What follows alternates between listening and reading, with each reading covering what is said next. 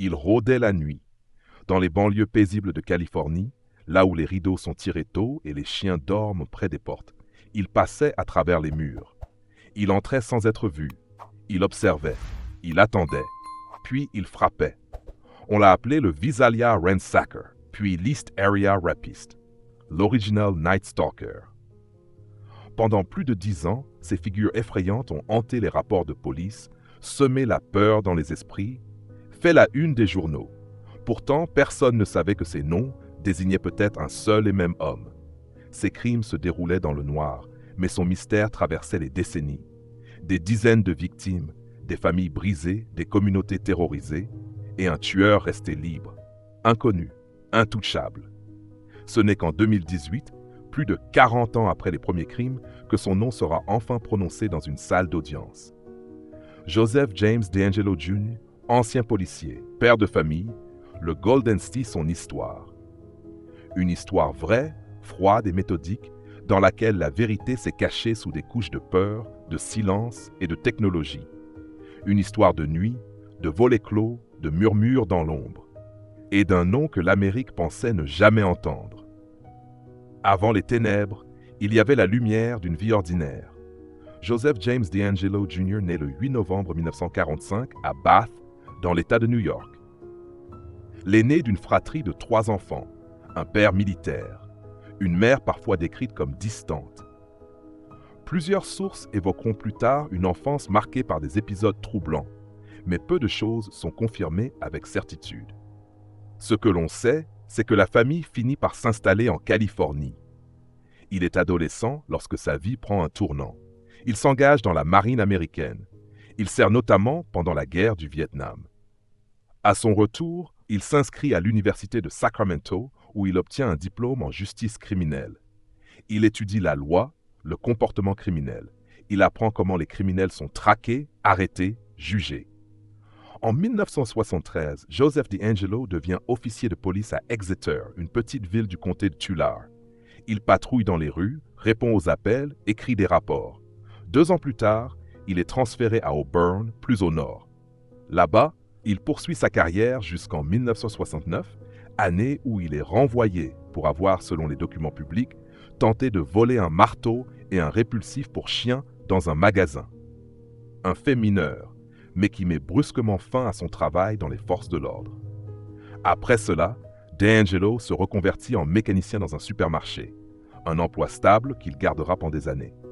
Il se marie, fonde une famille, devient père de 3 filles. Dans son quartier résidentiel de Citrus Heights, il est vu comme un voisin discret. Certains évoqueront plus tard un homme réservé, parfois colérique. Mais un homme ordinaire donc. Un père, un employé, un ancien militaire. Rien qui, en apparence, ne le relierait à une série de crimes ayant paralysé plusieurs comtés californiens. Pourtant, dès 1974, soit 1 an après être devenu policier, une vague d'effractions étranges commence à secouer la ville de Visalia, là où il travaillait. Des maisons fouillées, mais peu d'objets de valeur volés. Des objets déplacés, soigneusement retournés. Les habitants parlent d'un rôdeur, d'un homme qui entre silencieusement, qui semble plus intéressé par le désordre que par le vol. Les policiers lui donneront un nom, le Visalia Ransacker. À ce moment-là, personne ne soupçonne que ces effractions pourraient être le prélude à quelque chose de bien plus grave. Personne ne voit, derrière l'uniforme, derrière les rapports d'incidents, un autre visage. Un visage que l'on ne découvrira que plusieurs décennies plus tard. Tout commence par des effractions. Nous sommes à Visalia, une petite ville tranquille de la vallée centrale de Californie. Entre 1964 et 1975, une centaine de maisons sont cambriolées selon la police locale. Le cambrioleur ne prend pas toujours des objets de valeur. Parfois, il vole une pièce unique, un bijou sans grande valeur, une photo, un vêtement. Il fouille, ouvre les tiroirs, retourne les objets comme s'il cherchait quelque chose, ou comme s'il voulait laisser une trace. Dans certains cas, les habitants rentrent alors que l'intrus est encore sur place. Il s'enfuit rapidement, sans violence. Mais une nuit, en décembre 1975, les choses changent. Un officier de police, Claude Snelling, est abattu devant sa maison alors qu'il tente de protéger sa fille qu'un homme inconnu essaie d'enlever. L'agresseur s'enfuit. Ce meurtre provoque un électrochoc à Visalia. La police commence à suspecter que le Visalia Ransacker pourrait être plus dangereux qu'il n'y paraît. Puis soudain, les effractions cessent. Le rôdeur disparaît. Quelques mois plus tard, à près de 400 km plus au nord, dans la région de Sacramento, une nouvelle série de crimes commence. Cette fois, il ne s'agit plus seulement d'entrer par effraction. Le 18 juin 1966, une femme vivant seule à Rancho Cordova signale avoir été agressée chez elle en pleine nuit. Elle décrit un homme masqué, ganté, armé, qui semblait l'avoir surveillée. Il savait où étaient les objets. Il avait coupé les lignes téléphoniques. Il avait ligoté ses poignets avec des liens fins. Dans les mois qui suivent, les signalements se multiplient. L'agresseur semble suivre un schéma précis. Il cible les maisons en lisière de quartier, celles dont les clôtures donnent sur un champ, une voie ferrée ou un terrain vague. Il entre la nuit, toujours en silence. Parfois, il laisse les chiens tranquilles. Parfois, il les fait fuir. Les victimes sont souvent seules. Puis, de plus en plus, ce sont des couples. L'homme les attache. Il menace. Il contrôle la situation avec une froideur déroutante. Il prend son temps. Des témoins parlent d'un chuchotement, d'une voix presque enfantine. Les enquêteurs, eux, retrouvent des empreintes, parfois des liens, mais rien de concret. L'agresseur semble disparaître comme il est venu. Les médias le surnomment le East Area Rapist. La peur s'installe dans les banlieues. Les habitants installent des serrures renforcées, des alarmes, des chiens. Des groupes de surveillance de quartier se forment. Mais malgré tout, les attaques continuent. Plus de 50 agressions seront attribuées à ce mystérieux criminel entre 1976 et 1969. Puis, comme à Visalia, les agressions cessent. Le silence revient. Mais ailleurs, un nouveau nom émerge dans les rapports de police. Un autre rôdeur, un autre tueur. Dans le sud de la Californie, entre Ventura, Goleta, Dana Point et Irvine, les forces de l'ordre cherchent désormais un meurtrier. Un tueur que la presse baptisera Original Night Stalker. Pendant des années, personne ne saura que le East Area Rapist et l'Original Night Stalker pourraient être la même personne. À la fin des années 1970, les autorités locales sont submergées. Sacramento, Modesto, Stockton, Davis, toutes ces villes californiennes ont été touchées par une vague d'agressions nocturnes. Un agresseur méthodique, mobile, insaisissable. Dans les couloirs des commissariats, une question revient. Est-ce le travail d'un même homme? Mais à l'époque, les technologies d'analyse criminelle sont limitées.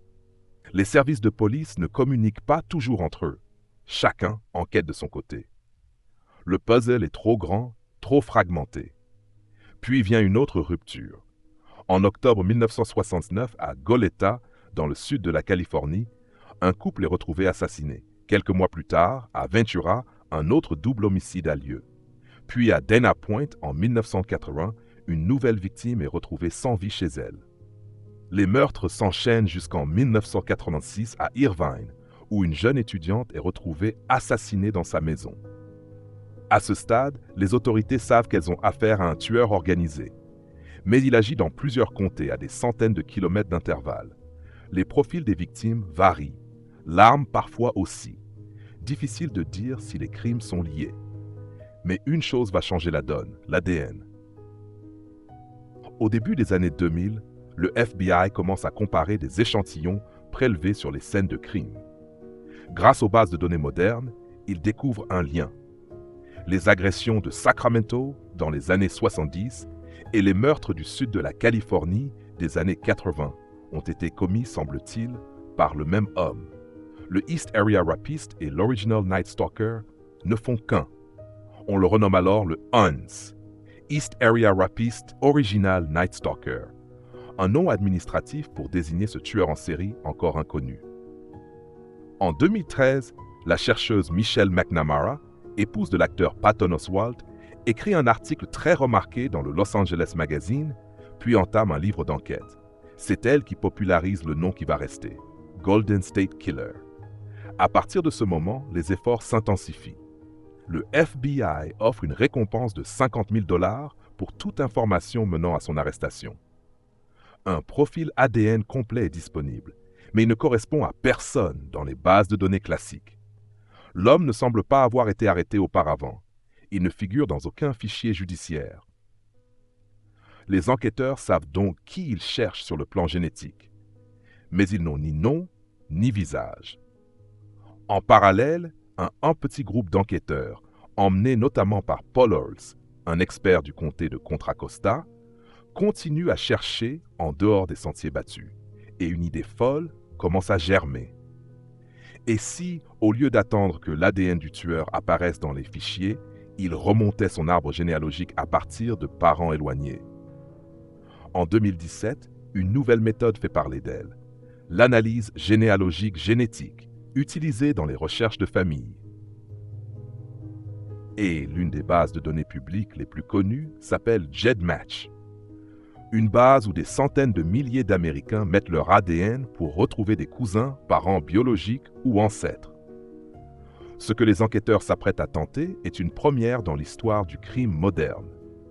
Et ce sera cette méthode, inédite à l'époque, qui permettra enfin de poser un nom sur le tueur que l'Amérique cherchait depuis plus de 40 ans, 2018. Nous sommes de 40 ans se sont écoulés depuis les premiers cambriolages de Visalia. Et malgré des profils ADN, une multitude de témoins et des enquêtes croisées sur plusieurs décennies, le Golden State Killer reste un fantôme. Jusqu'à ce que la science ouvre une porte que la police ne soupçonnait pas. C'est dans une base de données publique, GEDmatch, qu'un parent éloigné génétique du tueur est identifié. Grâce à une méthode complexe d'analyse généalogique, les enquêteurs commencent à reconstruire l'arbre familial du suspect inconnu. Des centaines de noms, puis quelques dizaines, puis quelques-uns. Et dans cette shortlist, un nom ressort, Joseph James DeAngelo Jr. Il vit à Citrus Heights, une banlieue résidentielle de Sacramento, ancien policier, âgé de 72 ans. Il n'a jamais été arrêté, son ADN n'est dans aucun fichier, mais sa localisation géographique au moment des crimes, son âge, sa profession à l'époque, tout semble coller. Les enquêteurs le placent sous surveillance discrète. Un jour, ils récupèrent un échantillon ADN laissé dans une poubelle, un mouchoir ou une serviette selon les sources. L'ADN est envoyé en laboratoire. Le 23 avril 2018, le résultat tombe. L'ADN correspond parfaitement. Le lendemain, Joseph DeAngelo est arrêté devant sa maison. Les voisins sont stupéfaits. Certains le décrivent comme grognon, d'autres comme un homme effacé. Rien dans ces dernières années ne semblait indiquer une double vie. À l'intérieur de la maison, les enquêteurs trouvent plusieurs armes, mais aussi des objets soigneusement conservés. Documents, outils, souvenirs. Des éléments qui pourraient peut-être relier certains cas non élucidés. La nouvelle fait immédiatement la une des journaux américains. Après des décennies de mystère, le Golden State Killer a enfin un visage. Celui d'un vieil homme discret, retraité, ancien officier de police. Mais l'affaire ne s'arrête pas là. Car une question reste en suspens. Que s'est-il passé dans la tête de cet homme entre les années de silence et les années d'horreur? Et surtout, combien de vies a-t-il brisé? Et combien de familles attendaient ce moment depuis des décennies? Lorsque Joseph James DeAngelo est arrêté en avril 2018, des milliers de personnes à travers la Californie retiennent leur souffle. Des survivants, des familles de victimes, des enquêteurs à la retraite, des journalistes, des anonymes. Tous se demandent, est-ce vraiment lui? En 2020, DeAngelo plaide coupable de 13 meurtres et 13 viols au tribunal de Sacramento. Ces aveux, négociés dans le cadre d'un accord pour éviter un procès long et douloureux, permettent à des dizaines de victimes survivantes et à des familles endeuillées de s'exprimer publiquement. Devant un tribunal comble pendant plusieurs jours, les témoignages s'enchaînent. Des voix tremblantes, des silences, des larmes, des récits qui, pour beaucoup, n'avaient jamais été prononcés à haute voix. Ce sont des histoires de vie bouleversées, de terreurs silencieuses, d'années passées à se reconstruire. Et pour certaines victimes, à craindre qu'un jour ils reviennent. Joseph DeAngelo reste impassible pendant ses déclarations. Assis dans un fauteuil roulant, il semble fragile, loin de l'image du prédateur insaisissable que beaucoup s'étaient fait. Mais les victimes, elles, sont claires. C'est pas un vieil homme inoffensif, c'est celui qui a volé notre paix, nos corps, notre passé. Il est condamné à la prison à perpétuité sans possibilité de libération conditionnelle. Il finira ses jours derrière les barreaux. Il avait 64 ans lors de sa condamnation. Pour beaucoup, cette affaire a été un tournant.